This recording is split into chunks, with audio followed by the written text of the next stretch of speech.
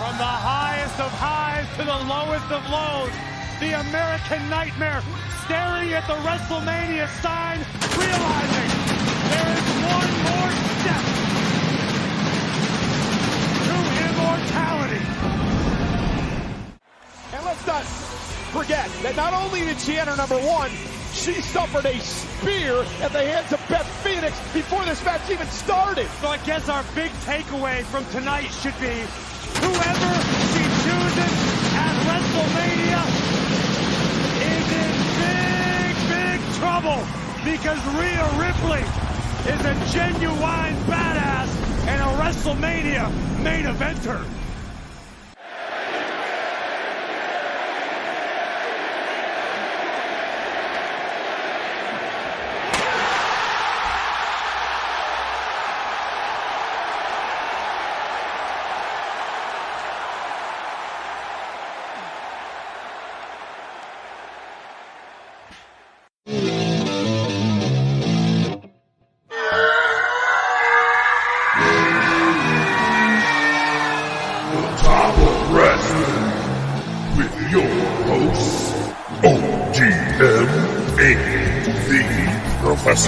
Good shit. Late to every episode. Late so much, I'm going to have to buy you a pregnancy test. Bob Rude. I want to be a podcaster. Yay! His mama named him Kenta. I'm going to call him Kenta. Dynamite, drop in, Monty. That broadcasting school is really paying off for you. You're so high you don't even know it. Ahoy, my boy. You ready for a Scotch ad? We don't know anything about him. The only thing he's got in his wallet is a bunch of names of whorehouses. That's Flair! Probably looks like Jim Duggan digging the tape out of his crotch. Benoit, enjoy my wife. That's a bold statement, Cotton. Oh my god, mine just stopped recording. No, we're good. We're still recording. What a dick. I'd cease and desist me. I'd cease and desist me hard. I need a minute to recover off that. What kind of game is it? War games! Let a war game! You're our impressionist. Yeah, I know. That's the only thing I've said in the last half hour. Bark like a dog. Oh, jinx! Holy shit! How did that actually happen? Here we go.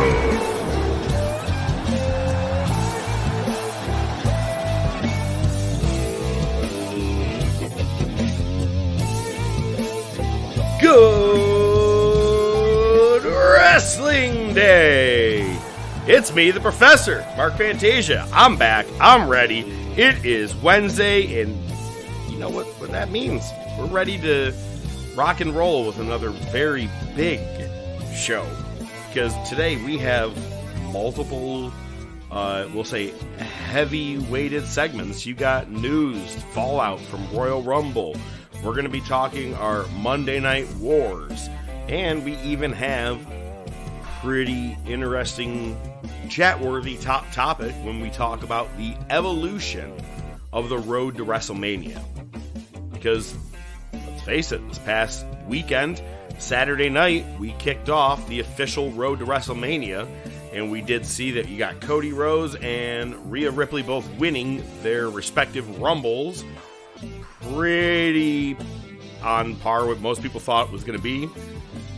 But I can't wait to break it all down this week. Plus, we have our Bring It to the Table, Wrestler of the Week, and the man that really is the heart and soul of this effing show, ODM.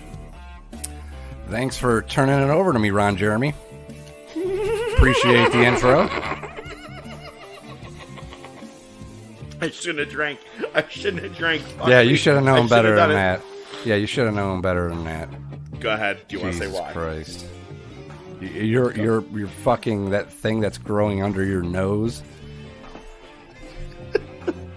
Jesus Christ. So the day after the Rumble, I think partway through the Chiefs-Bengals game, wasn't even watching it, but that was roughly the same time, I was like, I feel like I want to do something different with my face. And I came up with the new police chief of 1987. Pretty much. Shave your head, you'll look like Dr. Phil. Are you just looking at mustache jokes now? I pretty much am, yes, pretty much, yeah. Well, I must ask you a question. What did you think of the Royal Rumble overall? On a level of boo to boo, I'd give it a boo. It wasn't that great. It was not that great. So, I'm excited. I'm spoiling it now. We're foregoing news. We have lots to talk about that happened in AEW and WWE. That's our news. That is our news, and that's not a bad thing. It's not a bad thing. I'd rather have not like shit news. I'd rather have our news be some really great results and things that happened. We both watched the Raw XXX because we're like, yo, you throw 3 X's there, it's got to be like the Pirates movie. We're watching. That's why I have this mustache. Be careful. You keep this up, you're going to be selling me diabetes medication. It's a reference to Wilford Brimley for those of you that are not familiar. I know. Okay. Well, some of the listeners may not be familiar. I have the diabetes.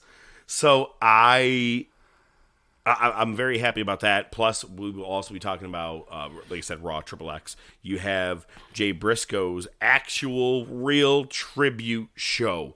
I take back my comments from last week.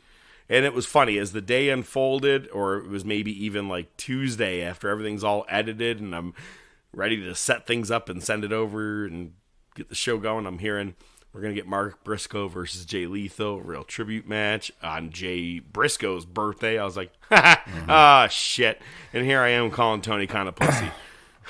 Yeah, man. Hey, shit happens. You know, it took longer than it should have, but I think finally cooler heads prevailed. I'm okay with it, man. 8 days I later. watched. Yeah, I watched during darts. I had it on. All of it was some good moments, and we'll get into that. And of course, we will be talking about the Royal Rumble. We both had different versions of how we did the Rumble. You had to do it the next day. I had Lil Jon, Mrs. Lil Jon, and my wife and my sister-in-law, which every time I say your name, she's like, oh, that bastard. My name? Oh, yeah, I forgot all about that. From the bar years ago at my gig. Why does he always play your songs? Never plays songs I request. I don't know what to tell you, man. And ever since then, she's like, yeah, your buddy Joe. Nah, so like everybody had a good time, and neither my sister-in-law or my brother-in-law had ever really watched wrestling. I mean, you may see things on TV or whatever, but they never really watched the whole show. And right. Later, we'll break it down, but it was really funny as things were going. I was like, yo, it's wrestling. A guy punted a baby into the crowd. Lil Jon goes, 90-year-old lady gave birth to a giant hand from a big black guy. That's true. I was like, wrestling. Because wrestling. Yeah. So it was actually a lot of fun. We had a good time, and we got some sounds. You got your sounds, and we'll talk about those a little bit later on. But let's talk about Raw. Opens up with Hogan and Jimmy Hart. Jimmy looks like he has never aged. He looks the exact same. Hogan had the same AEW mic issues, which was hysterical. It was like, hey, steroids, my daughter Brooke, I hate black. No, something like that. Something like that. But he did get a conversation out, and I was like, it's weird how much they did it. I'm like, was it the possible booze? And they were trying to cover it up with mic issues and fuck around? Yeah, I'm not sure. It might have been. Who the fuck knows? I actually do not see the name on here, but I will say, Ric Flair, who is one of the same billion legends that they bring back every time, he actually squashed a lot of beef, and one was with Becky Lynch and Seth Rollins, which I think was kind of cool, saying, look, I got no ill will towards you guys. And it's, I will say, not to be sarcastic, it really does take the bigger man, because he didn't have to. He's Ric Flair, and he doesn't feel like he has to apologize for shit. But he actually he does have respect for both of them. And I'm not going to lie. So I had a quick moment during the day of the Rumble. I was like, could CM Punk show up to this Rumble? why I said it was because Rollins did an interview and he was like, no, Punk's a cancer, keep him away. And I was like, but is he Phil. repeating the sentiments of Jericho and they're going to maybe sign old Phil at some point? It was just, I had to entertain the idea for a moment. Ray ain't coming home. Phil ain't wrestling again. So the moment of Raw for me was the tribal court. This segment went over so much in time that Becky Lynch and Bayley's steel cage match was cut completely short. Like they did. Yeah, there was no match. There was no match. Yeah. I was like, wow, they won't even make it up at the pay-per-view. It wasn't just that, too. You know what else went long was the fucking tag match they had. That went on for fucking ever. Yeah. So, Sami Zayn and the Tribal Court, it's the whole, are you with or really with the Bloodline, or are you with Owens? And holy shit, the way Heyman was laying into him, he's like, he's a traitor.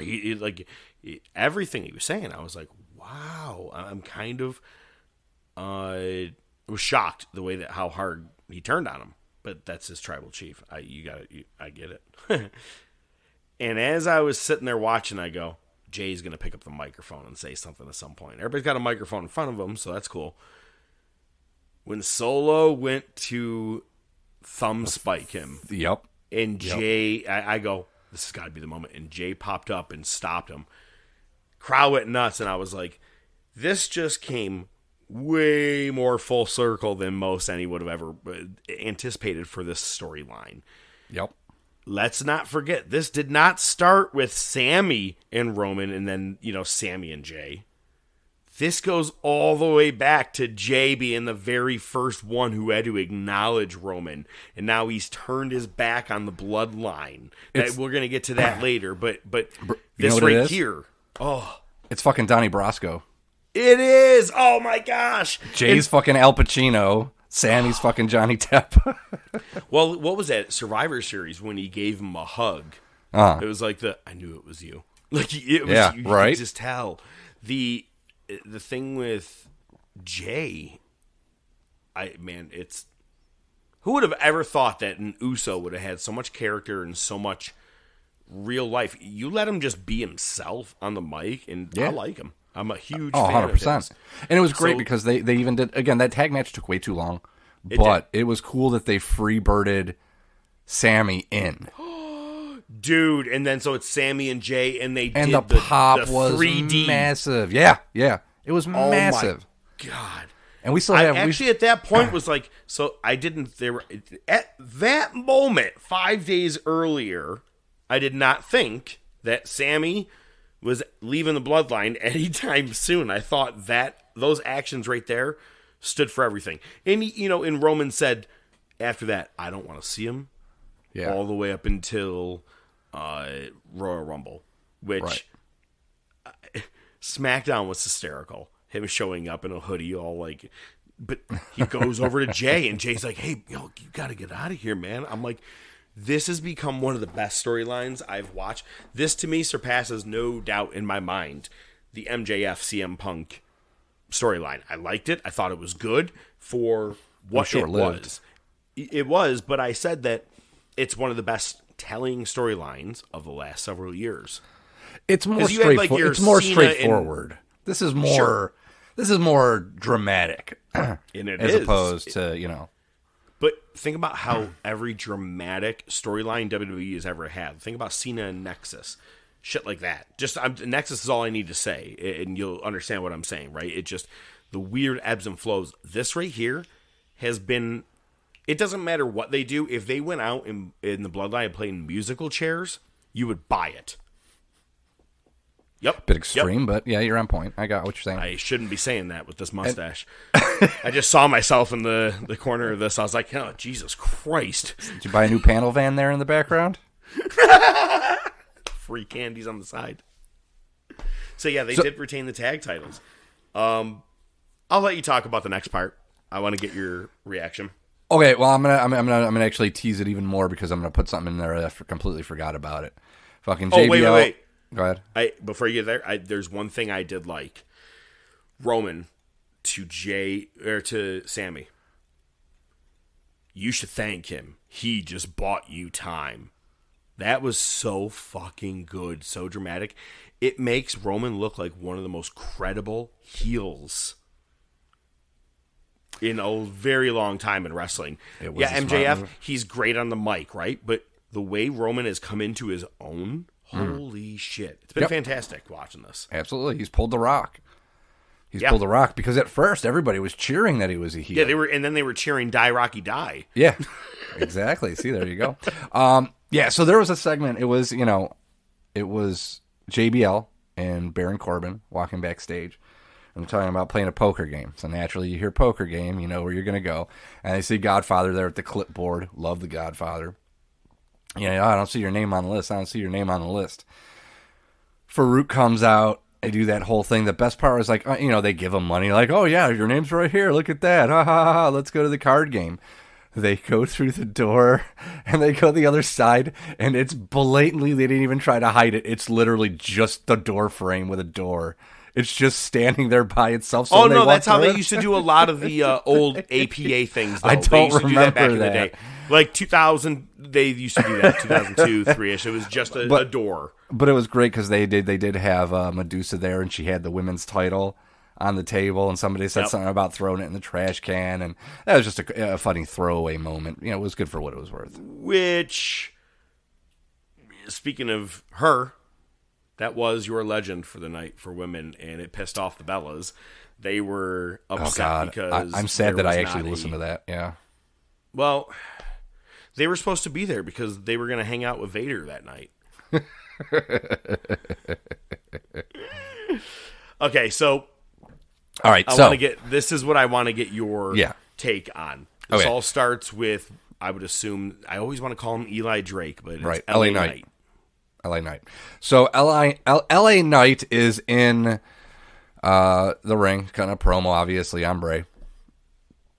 And, dude, I called this, like, I knew right away.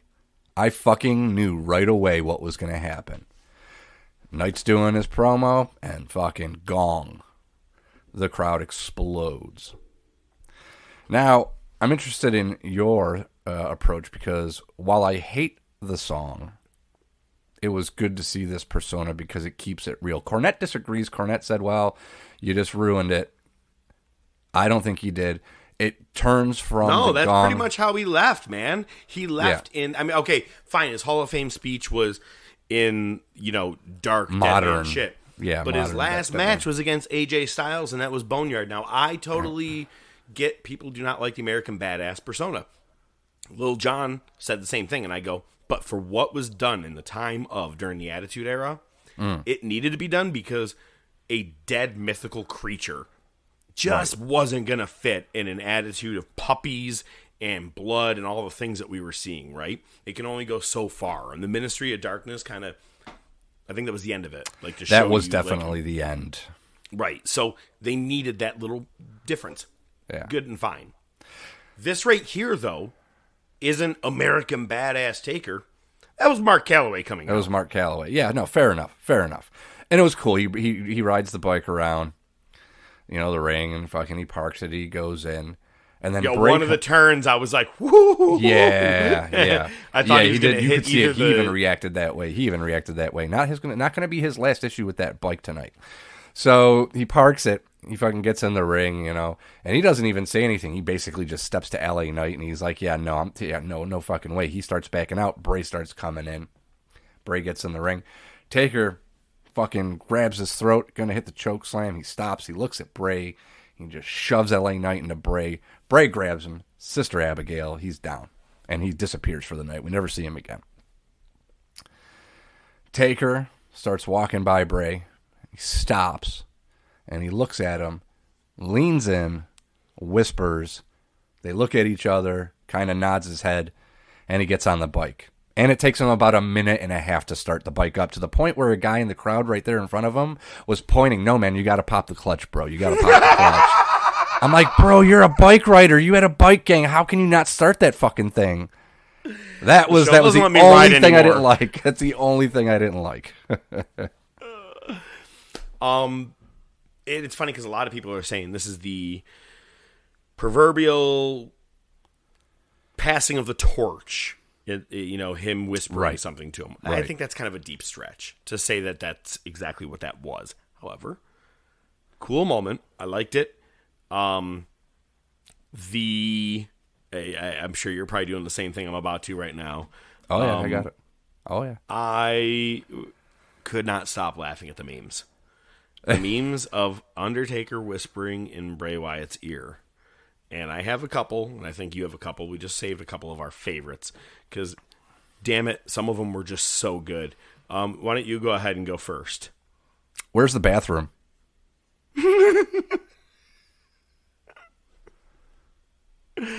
Okay.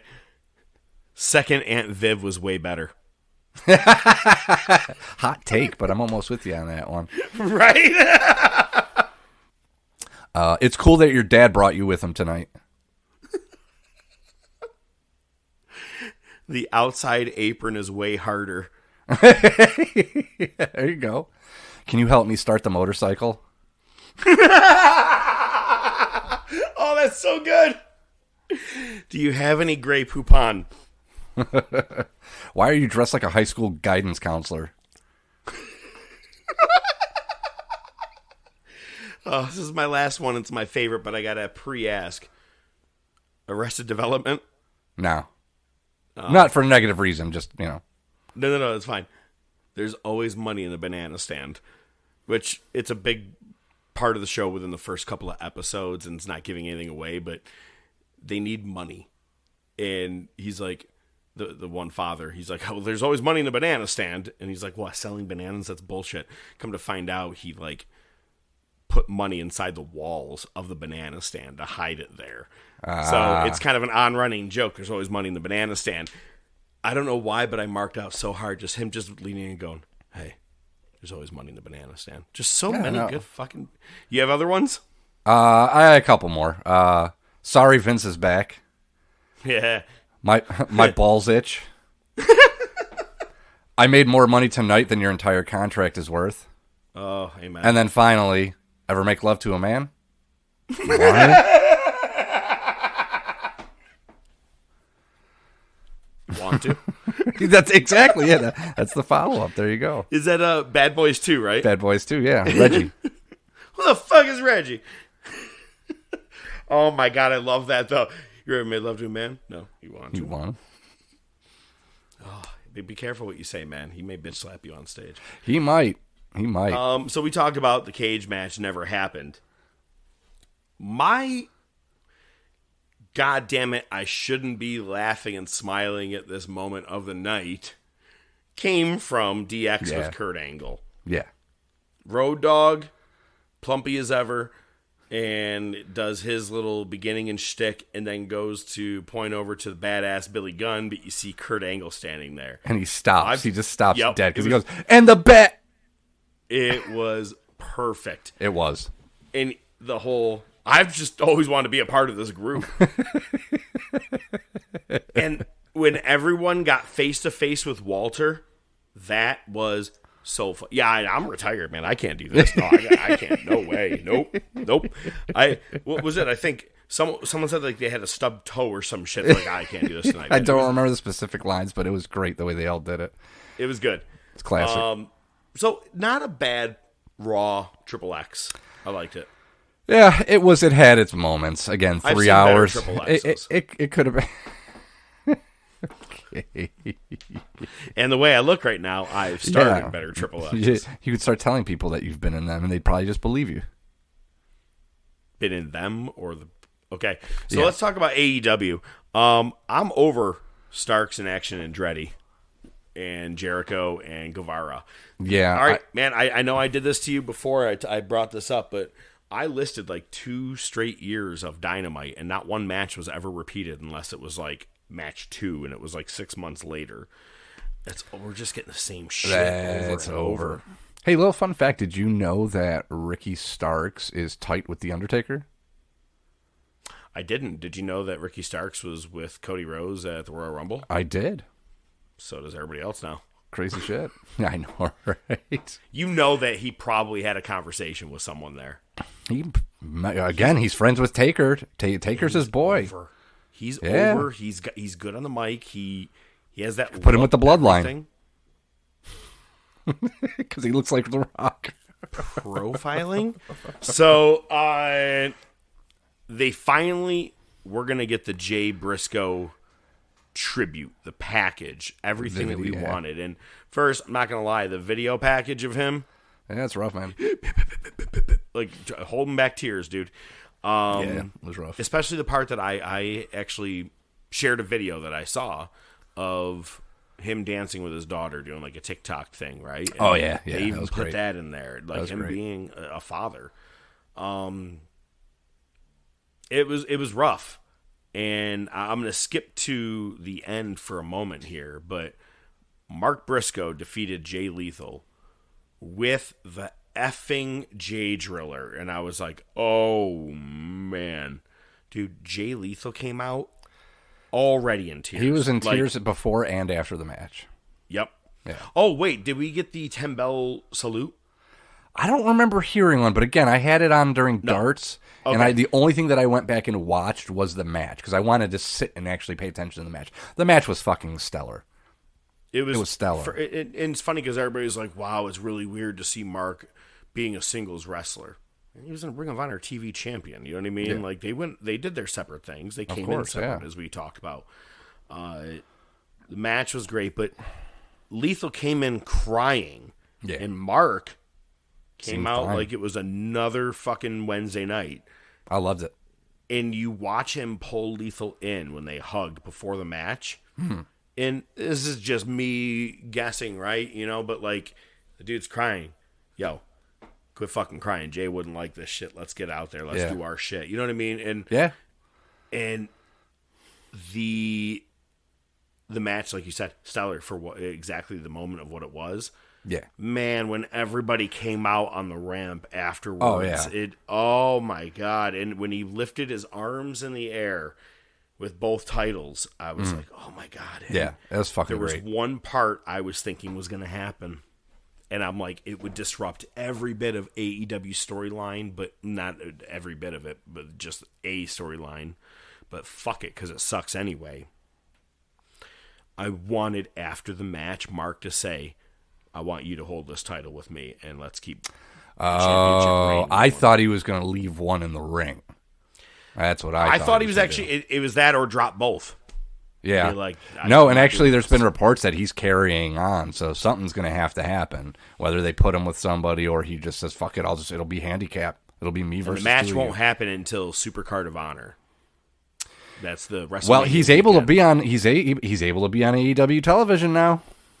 Yeah, so did you like that Warner Brother Media was like, oh, or whatever it is, they were like, well, it's because of his comments that he made. All right, well, fuck it. He's not here to make those comments. Oh, well, it was also the Confederate flag. Well, fucking find one thing and stick to it, dude. Because, seriously. Hey, Tony, I will give it to you. The crowd even was saying thank you, Tony, during the middle of the match, and I will give it to you. Dude, I pull back on my you're a pussy comments. I understand you were under a constraint. I mean, what are you going to do? Get sued over doing a whole tribute over someone when they said you can't? However, getting Mark, doing the tribute, everything you did, I go, okay, I'm happy. I'm okay with this again. Yeah. Two things I took away from this. One, I love Redneck Kung Fu. He's always been great. I've always loved him with that. It's the my froggy new favorite bow. thing. Yeah. He's fucking fantastic. With the missing teeth, too. Yeah, it works. Yeah. But I don't know if you noticed this. The atmosphere for this match, at least at the very beginning, was very New Japan. It was quiet. It was quiet. And then a good spot would happen. You'd get some clapping. It went quiet again. And then by the end, everybody it was taking in the respect and the tribute of what the match was. It was beautiful. Being like, we're not going to cheer for one versus the other. It was, you're right. Yeah, absolutely. Okay. Yep. Well, fucking reach for the sky, boy. Amen. All right. Well, why don't you talk about the rest of Dynamite. Because I actually watched it. Yeah, exactly. For once, I'll let you give me your thoughts. So Darby Allin took on Buddy Matthews. I guess I get some of the hate Buddy Matthews get, with the House of Black thing not working out. But, man, he's a fucking great wrestler. He really is a good wrestler. I think anybody's got on him is he's got Rhea, and we don't. Yeah. Wait, is he with Rhea? Yeah. No shit. Huh. Yeah. Lucky bastard. Picture with the under boob. Well, it's a good thing everybody knows she's a wrestler. Otherwise, he'd be getting arrested for domestic violence case this morning. You see the pictures of her? Yeah, her face, yeah. Woo. So Darby Allin obviously retains. It was a solid match. It was all right. But the best part was after the match. Sorry. I couldn't. You lost me. You said Arbin. Sorry, yeah, I know. Say Darby yeah, and Allin. You said Arbin, and I'm sorry I couldn't move past it. I like the name Arbin. Arbin. Well, we'll run with it. Arbin. After the match, Shivani fucking gets in the ring, and the ref is helping him up. And Shivani's like, so, Darby, who you think you're going to face next for the title? Darby can barely speak. The ref's holding him up. I'm like, this is fucking stupid. Well, then Samoa you knew it was going to be what it was. Someone's going to come out and say something. And exactly. It was Wendy or Darby. Hey, Joe can still cut a very believable promo these days. And basically, they're looking for the rubber match. So, we're going to get that. Which is really funny because here is what I'm saying. Tonight, they have painted themselves into this weird corner of one match is Darby versus Joe 3. And tonight is also John Moxley and Hangman, their third match. 3, whatever. You know what I mean? It's like, you're doing that many repeats all of a sudden. The 3 matches should be at 3 pay-per-views. It should take a year. Yes. If it's worth it. Hang on. And some of them aren't. This. If it's a short feud, fine. But I don't know. What I was kind of hoping was that Joe was going to say, because he said, I'm the king of TV. I'm taking that TNT title back. I'm going to be the television champion for Ring of Honor. Merge the titles. Let's start merging some of this shit together. Hate to say it, but now that the Briscoes are not going to be a team anymore, FTR dropped them. I could absolutely be A-okay with them merging AEW and Ring of Honor Tag Team Championships. Why? You can barely put together 1 million people on a Wednesday night, and now you're going to put a random show together of it's not your Ring of Honor roster anymore, man. This is a completely different roster. You should look at it as buying the intellectual property. Start running B pay-per-view shows under the AEW banner, but use the Ring of Honor names. Mm-hmm. Why? It's not that hard, dude. No. You can fucking be a mark don't and still do TV shows out of it, man. Make it like your AEW dark kind of people are now Ring of Honor. Whatever you want to do to keep it that, but merge some championships, and then maybe by the end of this year, you should definitely be merging AEW and the Ring of Honor World Championship. Yep, 100%. Won't happen. Just what you should do. It won't happen. No, at least we can come to agreement on that. Next, you get Jungle Hook defeating Ethan Page and Matt Hardy. Nobody cares. Over it. Next, I had as stupid as it fucking was, I did get one chuckle out of it. They did that fucking family therapy session with the Guns and the Acclaimed and Billy Gunn. And it was so lame, except at one point, I think it was Bowens goes, "You guys are the two biggest piece of craps I ever seen in my fucking life," or something like that. And I popped for that. But other than that, it was pretty fucking lame. And I'm not being sarcastic because I've done the song before, but it really was like, Daddy wasn't there. It really was just like, you weren't there for us, Daddy. And it is weird how it's playing out, but I kind of feel like Billy is going to turn on Acclaimed. Yeah, and probably. We'll have the new tag champs in the Gun Club who absolutely do not deserve it. No, they don't, and that's the problem is it would work if you were going to go that route, but I don't think you can. But if you do it, have them beat them, right? And that's part of their own feud with the Acclaim, but then you have someone else just sweep right in next week and win the tag titles. You know what I mean? Like, well, shit happens. I'm okay. Everybody used to say, oh, there's way too many title changes back in the Attitude Era. You're right, but some of them you needed to do to get one to the other. Yep, Pretty much, yeah. Transitional champs. Let's see. Next, Bryan Danielson defeated Brian Cage in what was a pretty fucking brutal match, man. They fucking played on Cage's strength, and basically MJF turned him into a headhunter or a shoulder hunter and said, I want you to take out his arm and shoulder. And that's what that was the story of the match. This match, whether you liked it or not, told a pretty cogent story. So before you mention this next part, before you get to the best part of this whole thing, first, way better match than I thought it was going to be with Cage. Second, it was. I loved Danielson's promo backstage when the doctor was checking him out, and he was like, I've won matches. I wrestled a 60-minute Iron Man match with one arm, and I'll do it again. He did in Ring of Honor. He had like a torn shoulder or some shit like that. And you'll never even be my doctor again, or whatever it was, and got pissed. The way he was fired up, I go, oh shit, this is good, because I'm used to seeing a very toned down Bryan Danielson. You know what I mean? Sure, with what you get. This was, to me, that's Ring of Honor Danielson. Yep. Him, the fighting machine. I'm gonna kick your fucking head in. Mm-hmm. That was his exact motto. Yeah, I love this. He's not gonna win the title, but I'm in. Yeah, I'll be honest, man. I had a little bit of a problem with that backstage promo because at the beginning, it was a little scripty. Like it was almost like purposely bad acting. It was a little I'm bit. with you. Now, once they got into it and I got past that, I agree with you. And I think, again, you know me, I didn't watch a lot of Ring of Honor, but from what I've been seeing on Twitter and on Facebook, is that a lot of people are making that reference that this is Ring of Honor Bryan Danielson. Mm-hmm. So there you have it. Now I get it, man. You wanted to invest your time into Danielson or to MJF, and you did. You made him the champion. Good job. However, there is a part of me that thinks it won't hurt MJF if he dropped that title. Why I say this, and you can make it in certain ways that whatever, like a fucking screwy finish.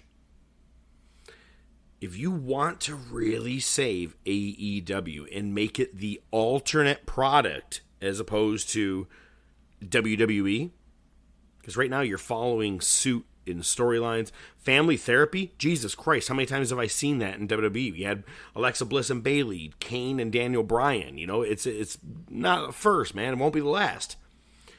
You want to do something that is different, but people want to come and watch? Let Danielson win the title. You let him and Joe have a pay-per-view. You let him and Cesaro have a pay-per-view. Let those guys get at it. You know what I mean? Someone wrote recently, it is fucking criminal that 10 years solid, Daniel Bryan and Seth Rollins were in the same company together and never had one pay-per-view match with each other one-on-one. Criminal. Yeah. Because you're not utilizing them. I'm not saying he has to be your world champion. I'm saying go back to what you were doing in AEW the first month or two, what you were thinking about. Dead on. Don't go back to that method. Yeah, again, I don't know how much they can right the ship. But yeah, so after the match, MJF comes down and they just beat the shit out of him even more. Yeah. Which leads to that segment.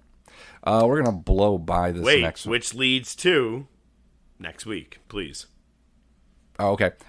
So, yeah, after the Ruby Soho beat Tony Storm, because there's really much more to talk about there, they cut backstage. MJF's gotten a promo. He references, he goes, and Takeshita, I know how to say your name now, but honestly, Take a Shit was pretty funny. You're welcome. And he just, he does what MJF does. He cuts a really good promo on Danielson, basically says, I'm going to fucking ruin you. I'm going to destroy you.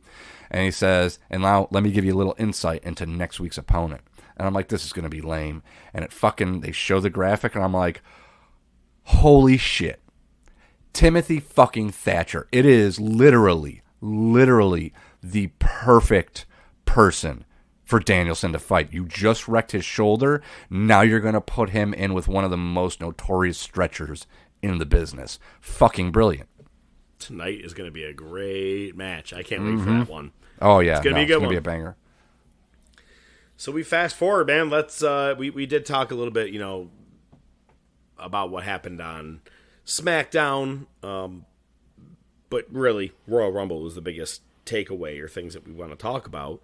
So, all right. I told everybody, I said, Lee, if you want to make Royal Rumble fun before you come here, so there would be 6 people all together, everybody bring $5, and you pull 5 numbers out of a hat, 1 through 30, and so if you pull number 26 and it's R-Truth, well, you should be cheering for R-Truth to win this Rumble, because then you win the pot. Gotcha. I was like, but that's later on. So I go, don't worry, you'll have time. They're going to show you the Women's Rumble first, I said, which is great. You'll get an idea of what it's like, what you have to deal with. Pat McAfee comes out. Big surprise. We were like, okay, all right. I had said, I go, he's going to be in the Rumble. He's going to be right ringside. And I go, look at the boots. And Lil Jon goes, actually, he wears sneakers when he wrestles. Those are just regular cowboy boots. I go, fucking A, you're right. He's not going to be in the Rumble. And he wasn't. Good call. And all of a sudden they go, this is the Men's Royal Rumble. I go, are you shitting me? That's what I said. I'm like, are you fucking kidding me? You're starting with this? And I was like, then it's got to be Cody. It's going to be the obvious thing that it's Cody. Fast forwarding towards the end of the match, Marty. Messages me. Yeah. And he wrote, "What's up, Marty? Why am I supposed to cheer for number 30 as a face? What is that, like? The whole point of the 30 is supposed to be a threat. Do you know what I mean? It's like, why are you cheering? It's a shitty. It doesn't have to be. Everybody knew. Since everybody knew. Well, everybody knew, especially because you knew Cody was going to be in it, and he didn't show up yet. So you should have put him at 29 and 30 as your surprise. I'd have been fine with Booker fucking T at that point. What? Yeah, what surprise? Washington. Really? So. Boom, ding, ding, ding, ding, bing, bing. Oh, sorry. The funniest thing, my sister-in-law has never watched wrestling a day in her life. But she's been very supportive. She's the mother of my niece, the one that when she saw me geek out when CM Punk returned that time. Oh, yeah. So she's like, all right, I'm here. I'm going to see what Professor's like. And do you want to know what she draws for numbers? Number 1 and number 30. I handed her the money before the match was over because it came down to Cody and Gunther. I go, get the fuck out of here. Are you shitting me? And she goes, match isn't over. I go, you have both guys. It doesn't matter. This is bullshit. So it's funny because the night before I was like, should we do this? And my wife was like, let's do it for clout. What the fuck is clout? I don't do things for clout. I do things for money. Let's do it for that. Obviously with a mustache like that. Right? So, wow. What, you want to ride? Anyway. I do. I do. So, the Women's Rumble, we said, all right, everybody keeps the same numbers. Let's just see who would have won if we bet on this one. Christ. And she won that one on clout. Yep. I go, this girl won money and clout. Are you shitting me? There you go. It was fun, but... So, all right, high spots, low spots of this Rumble. I'm going to see what I can remember. To begin with, Men's Rumble. Kofi missing the chair, solid. Dude, he right in his fucking heed. Because they cut away pretty quick, but he hit the chair, and I'm like, and I saw what happened. It looked like Peter Griffin falling down the stairs in Family Guy. It was that animated. He hit the chair. Like his legs were up and cocked in the air, like everything's broken. He went heat first right into the announcer's. Kofi was laying there going,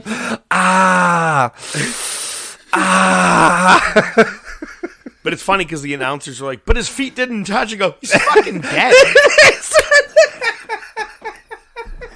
He had one foot that was on the chair. I think I missed this, though. You said that Escobar almost killed Lesnar. No, Lesnar almost killed Escobar. Oh, okay. What happened? Yeah, almost killed by Lesnar. So Lesnar comes in, he does his cleaning house thing. And they did it happened at the wide shot when the timer was going down for the next person. he caught Escobar, and he did the Scott Hall fall-away slam. Mm-hmm. The thing is, Lesnar didn't fall down. He just chucked him backwards over his head out of the ring. But Escobar landed back first on the edge of the apron, which you know is the hardest part of the ring. That's what Taker said to Wyatt. So, yeah, it was pretty fucking brutal looking. Yeah, it was brutal looking. Gunther, Sheamus, and McIntyre, your three biggest guys in the match, stayed in there and had it was an awesome match. The best part about... I'm sorry, go ahead. Guess who I had? Fucking in my numbers? Chad Rey Gable. Mysterio. Oh. I was like, are you shitting me? Oh, that's the wager you were referring to. Okay. Yep. And Mrs. Littlejohn, she was like, oh, I got this guy. All of a sudden, shoosh, because you just said Chad Gable. He comes to the ring, so much. Thrown out right away. She goes, well, there goes another fucking $1. Like, we were all just cracking up about this. By the way, chicken nuggets were flowing, had a lot of good food. Oh, I'm sure. Lil Jon and his wife made some tremendous Philly cheesesteak sliders. Bruh. Nice. And guess what? Guess what Lil Jon saw that you didn't see? Me at the end of the pay-per-view, awake. Sun shines on a dog's ass every once in a while. So it was just bullshit that Cody came out number 30. I don't really care. We said it. We're like, if there's going to be anybody that comes to this Rumble as a surprise, it's going to be Booker T, because they are in San Antonio. They're in Texas. He's the closest thing. You're not going to use Taker. I thought he was from Harlem. So was every Globetrotter. And he also... Jesus, you made me lose my mind. God damn it. You know what's funny is that your little stupid quirk just reminded me, though. Not only was it cool that on Raw, Taker had that moment with Wyatt, there's a picture that I saw online of Percy Pringle, which is Paul Bearer, in a picture with him and Eli Drake. Eli Drake, yep. And I'm like, wow, how cool full circle that Pretty is. crazy. You know what I'm saying? Like, yeah. It meant a lot of things to everybody in that moment. It was actually one of the better shows that had, like, your extras. Right. I'll give you that. But back to the Rumble. It was goddamn inevitable that Cody was going to win. Did we need a 20-minute back-and-forth one-on-one match like it was Taker and Michaels in 2007? However, how about this shit? In 2007, Undertaker in San Antonio came in at number 30, won the Rumble. Cody comes in San Antonio, number 30, wins the Rumble. The Texans only have so big of an attention span as to... Yeah, I guess so. You got to spoon feed him, you know? My favorite part was, Gunther, every big name that came in squared up with Gunther. That was dope. And everybody Lesnar. popped every single fucking time, including Lesnar. I think they popped the biggest for that one. Because that's been rumored as a WrestleMania match. Right. I think it has potential to be good. We'll see what happens. Logan Paul was there. I was like, okay, all right. The only cool spot was, and again, because it was so dumb, but I loved it, just was everybody beating the shit out of Logan Paul, and then him and Ricochet having a face and be like, you want to do this? You want to do this? Let's go. And they both springboard and literally just run into each other midair. Fucking hilarious. I'm with you on that. It was funny. It was great in the moment. We were all like, whoa, holy shit, can you fucking believe it? Like, you know what I'm saying? And then after it was over, I was like, the fuck does that have to do with the Royal Rumble? Yeah, you know what I mean? Like, it took a second. And I'm like, that was stupid. Exactly. Get your shit in. Let me ask you a question. When you were younger, did you ever break open a highlighter, put it in a bottle with water, like a liquor bottle, and then put on a black neon light and then let things glow? I did. I thought Naomi was going to come out. Oh my God. Could you imagine? I'm amazed.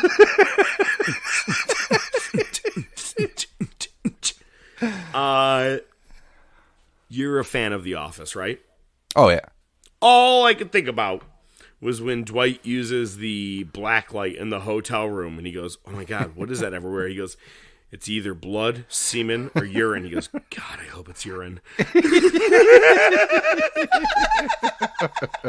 And that's all I can think about throughout this whole match. Every splatter, I'm like, is that semen? Is that urine? And no, the funny thing is, this is when we all ate. We were all eating during this. We're like, well, Same. Fuck the last match. All right, that was weird. Whatever, it took too long. It's funny because one of my guys was Braun Strowman. The number I had 18 or whatever, and I had to piss so bad. And I go, "Let me see, who is it?" And it was Braun Strowman. I go, "Cool, I'm going to pee." They're like, "Don't you want to see what he's going to do?" He ain't winning. And I just went running back to the bathroom. The match was what it was. I don't get it. It had blood, semen, and urine all over the place. And Uncle Howdy, apparently, which has been rumored to be Bo Dallas, Right. was not able to see the X. The landing spot. Or LA Knight. LA Knight had to roll towards him after he fucking hit. Like, oh yeah, you got me. It was brutal. Overshot. Like, if his knees even touched LA Knight's head, I would have been shocked. That's when Lil Jon and I got back to the room just in time to see that ending. The rest of it, I was like, I'm not in this, man. It was ridiculous. Yeah. But let me ask you a question. Yeah. Did this match do anything for you? Makes me want to drink a Mountain Dew Pitch Black. He sold him a fucking drink. So what is it? What does it taste like? All right, so the label says with a blast of dark citrus punch flavor with other natural flavors. It's grape Mountain Dew. Oh, all right. It's not bad. It's not bad. I'm a grape guy, kind of guy. Yeah. So the match that we consumed chicken nuggets through was Bianca Belair and Alexa Bliss. Yeah, much as I like Bianca, I can't see this. Alexa, I'm sorry, Jesus, wow, that's weird. Lil Jon called it that this match would be up next. He goes, it's going to run perfect with the Uncle Howdy setup and everything with Wyatt. It went back to back, and it sure did. There's just a couple of videos or whatever, or like a little graphics, and then that's it. I'm like, all right, you fell short. That's a Raw segment ending to me. Now look, I did say it in my post, and I'll bring it up again. Certain things I think could have been held to a TV setting. However, certain things can be done with on pay-per-view, and that's perfect for your payoff. We'll get there in a moment. Rhea Ripley starts at number 1. And they're like, she broke the record in history, the first woman ever of 4 fucking years. Okay, dude. Like it's funny how they're like, oh my God, whatever. I don't care. I think our society looks for reasons to give a goddamn ribbon to someone for no reason. Like, and it's all of a sudden they're like, did you know that Kofi Kingston is the first guy to have dreads and hold all of the wrestling titles? It's fucking, yeah. Anyway, Rhea Ripley gets her shit busted up early in the match, bleeding from the nose, and fought on. We have Damage Control. They took care of a lot of shit, which was great. They got rid of a lot of people, like Becky Lynch. That was the best part was them getting eliminated right after Becky, so they just continued to brawl on the floor. That works, furthers the plot. I gotta be honest, right now, all right, you could do Becky Lynch and Ronda Rousey, but you'd have to go way out of nowhere to make it happen. Yeah. I would absolutely be okay if at WrestleMania you had a cage match with Bayley and Becky Lynch. Hold it off to then. Yeah. You could build that better. I would be better off with that than I would be a random Rousey. Nothing even... Where was she? She wasn't at the pay-per-view. Yeah, neither was Charlotte. PLE, the play. Chelsea Brooks. That was she was in TNA. Chelsea Green, which is Matt Cardona's wife. She broke record. What'd she do? The time? Yeah, it was like Here's 5 seconds. And I didn't even think it was fucking 5 seconds. She fucking Santino. She got Santino Morella. I wasn't ready. Asuka works with came the out. mustache. Crowd was ready. Oh yeah, She I was- popped. And when she took off the mask, it's the old Kana persona, which is, you know, the murder clown, the crazy Joker-like woman. Yeah, pretty much. Crowd went nuts when she removed that mask. I did. like, holy Yeah, shit, I here we popped. go. Yeah, I'll let you say this last part. Nia Jax was in at number 30, and she's back and bigger than ever. Say what you said to me in the text. Bitch looks like she ate the rock. We're all waiting for The Rock to show up. Here he is. Sorry, not sorry. But can we talk about the fact that before they even hit 8, they're like 10, 9. Nia Jackson's in Japan. Here she is. It was hard to explain it to everybody in the room, is because, you know, they're all new to it, and I was like, it's so fucking annoying. And, you know, John and I were like, fuck it, whatever. And then when she came in, he's like, she's gonna break noses, and I was like, oh my god, here we go. And it took every woman in the ring to get rid of her, and I don't know, I'd take a run. So anyway, you have the main event. You got Roman Reigns versus KO. Look at the stash, bro. There were some great parts in this match, but what would be a Roman Reigns and Kevin Owens match without one crazy-ass botch? Last year, It was the handcuffs.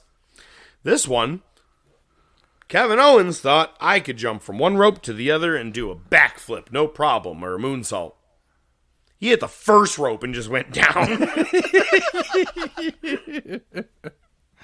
That was a rough one. Not good. Yeah, there was no bueno. So, you had that, but, all right, go ahead. Talk about the ending here. All right, so, you know, lots of reversals, lots of false finishes. Roman wins the match and breaks out the handcuffs Owens to the ropes after they beat the shit out of him for a little bit. They're still beating the shit out of him. Owens ate a dozen super kicks, and they were pretty spot on, and they weren't fucking whiffing his face. They landed. Most of them landed. So yeah, Owens that's a is hard thing to explain to people who are new to watching wrestling. They're like, why is he alive? Yeah. His head's hanging. He's selling great. And basically, Roman hands the chair to Sammy because everybody else has gotten a shot in except for Sammy. Like, here's the chair, man. You got to do it. You got to do it. And at one point, Roman turns away, and Sammy looks like he's going to wind up, and you don't know who he's going to hit, and he hesitates. Roman turns back around. And the crowd built up there. So I'm going to give a preface. Last night, I decided to rewatch the entire ending of this because I wanted to be fresh for our podcast. So well done. So well done where he teases. He's not going to do it. And you're like, fuck, he's not going to hit him. Shit. And then one more turn.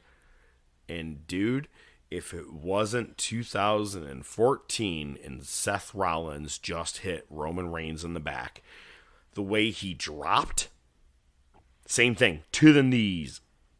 It was just, oh my God, it was amazing.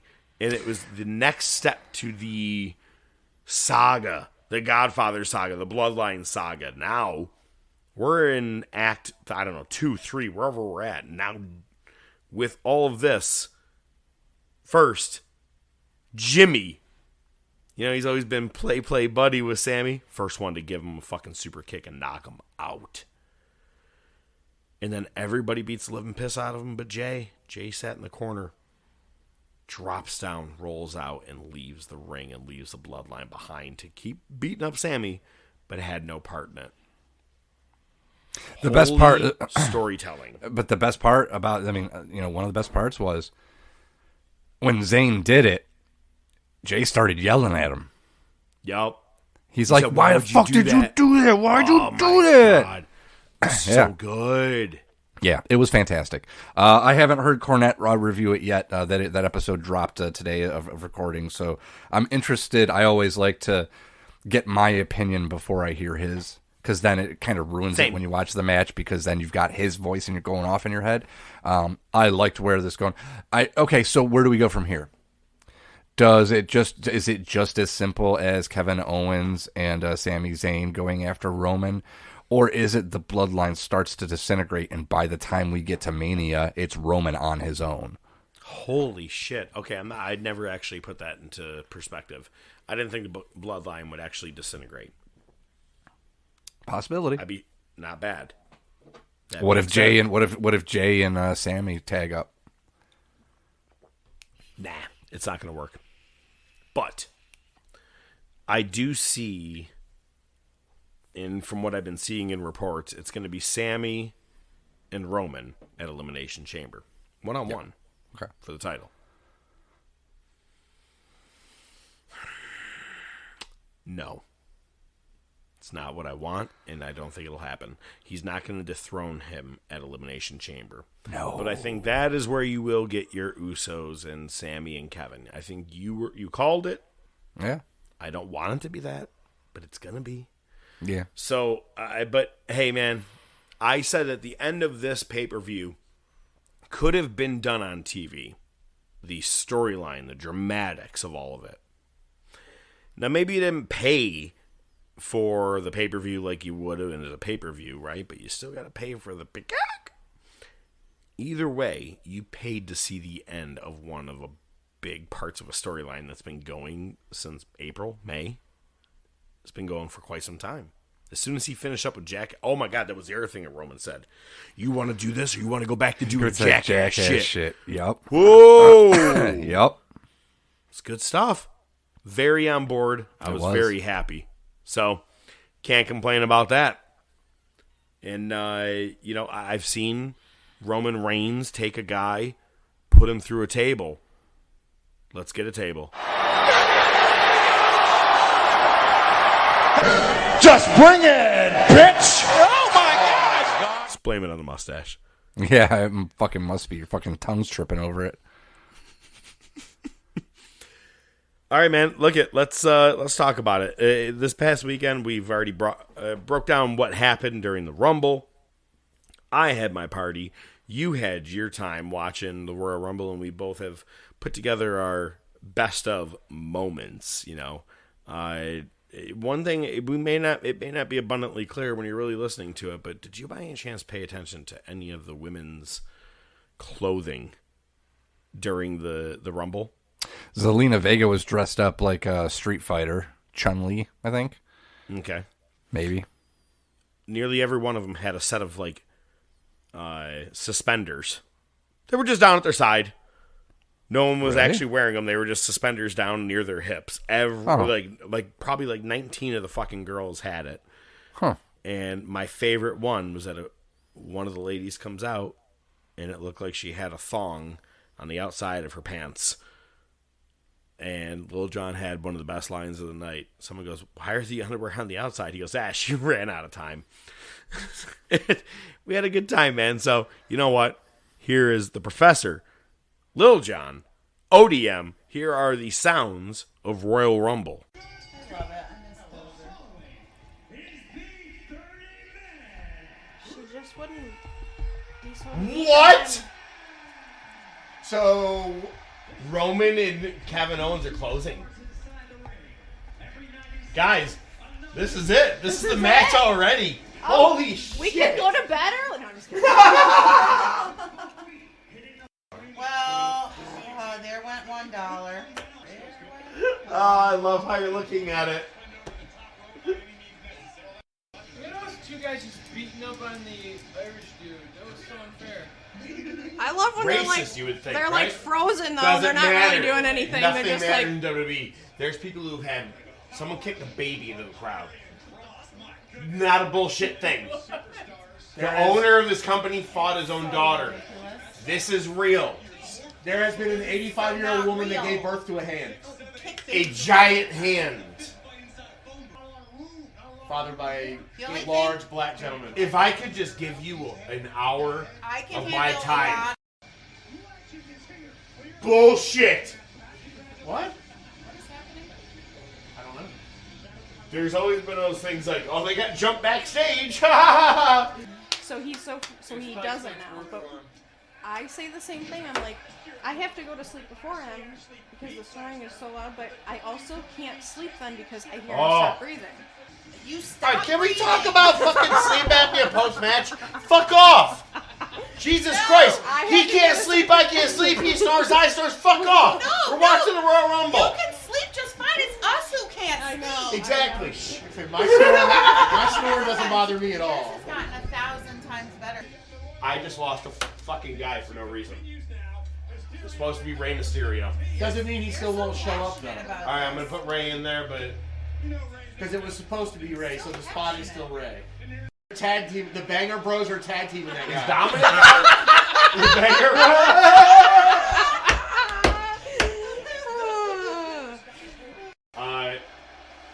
Is that right? 30?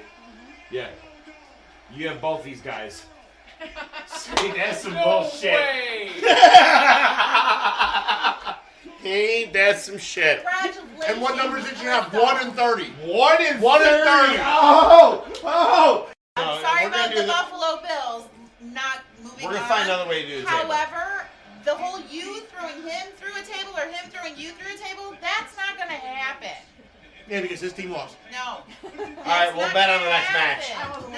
We'll bet on the next match. We'll just do that You table were all right in there. about that? And I said I knew it wasn't that going was to a little happen. solid for me, also. Mark. And I said I wasn't worried about it. She knew of it. Why is she ever thong on the outside? She was in a rush.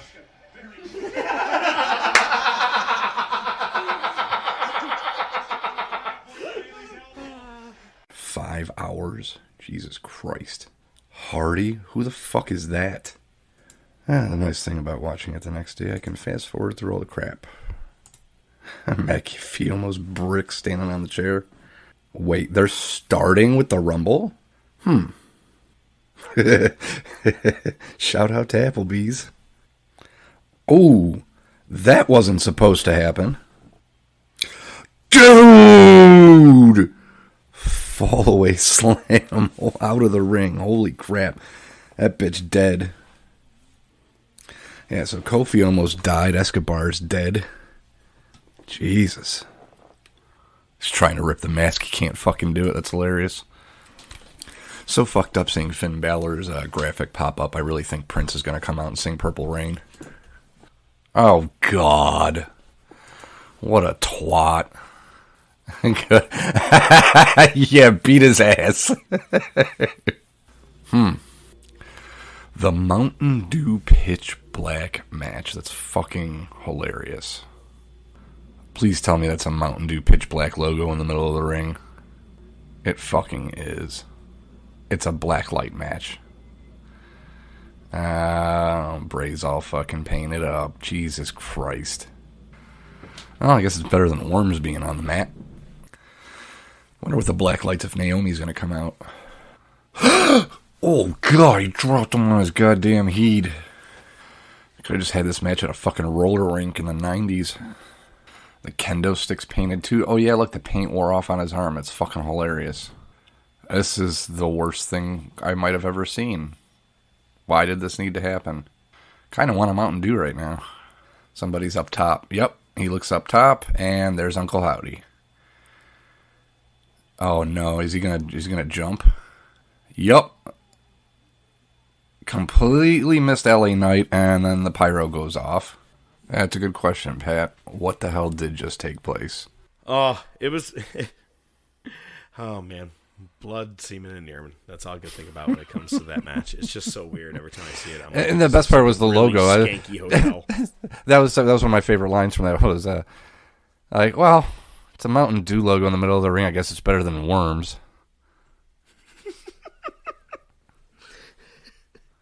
Where we've come in the last 4 to 5 years, we're like, we'll take anything but Worms. Mountain Dew logo. Fine. Pitch black. I got whatever. Worms. I got Worms. That's what we're going to call it.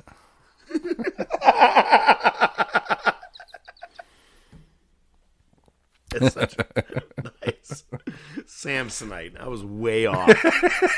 Swammy, slappy. Soho.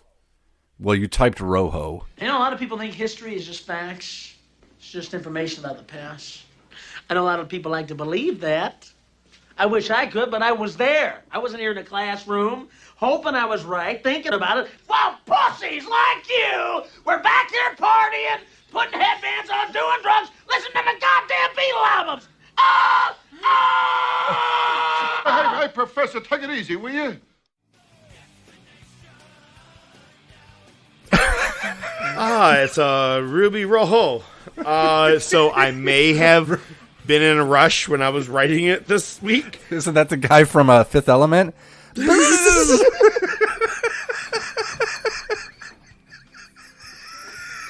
You know what? It's a mix between Ruby Soho and Ruby Riot, okay? It was Ruby Roho. That is who she is, and that is our Wrestler of the Week.